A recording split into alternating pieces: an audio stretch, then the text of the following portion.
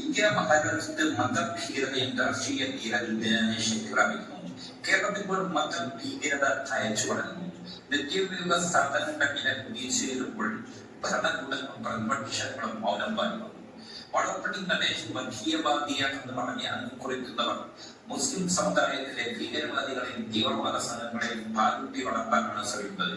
മുസ്ലിം സമുദായത്തിലെ നിർധനരായവരെ ഭയപ്പെടുത്തി നിർത്തുന്നത് സംഘപരിവാർ സംഘടനയോ അതുമായി ബന്ധപ്പെട്ട പ്രവർത്തകരോ അല്ല.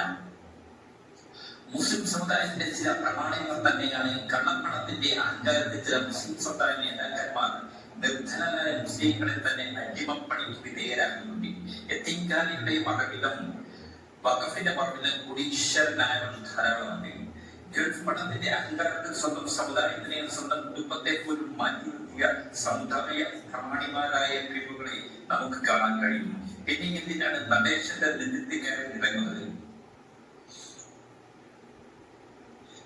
മലപ്പുറത്തെ കുറിച്ച് നടത്തിയ വിവാദ പരാമർശം വിശദീകരിച്ച മുസ്ലിം ലീഗിന്റെ രൂക്ഷ വിമർശനം ഉന്നയിച്ചും അസംഖ്യ യോഗം ജനറൽ സെക്രട്ടറി വളർപ്പടി നടേശൻ താനൊരു മുസ്ലിം വിരോധിയെന്നും തന്നെ മുസ്ലിം വിരോധിയാക്കി ആടിയെ പട്ടിയാക്കി അതിനെ പെൺപട്ടിയാക്കാനാണ് ലീഗിലെ ചില നേതാക്കന്മാരുടെ ശ്രമമെന്നും വളർപ്പടി വിമർശിച്ചു. ഇഴവം സമുദായത്തിന്റെ മലപ്പുറം ജില്ലയിൽ ഒരൊറ്റ വിദ്യാഭ്യാസ സ്ഥാപനം പോലോ സ്കൂളുകളോ കോളേജോ ഇല്ല.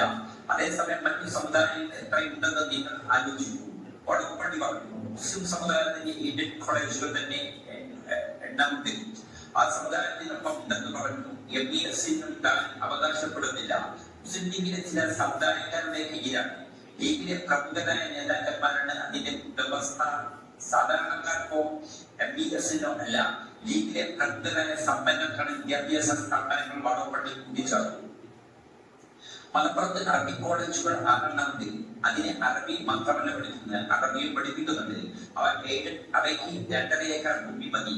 2.5 ഏക്കർ സ്ഥലമുണ്ടെങ്കിൽ ഒരു അറബി കോളേജായി.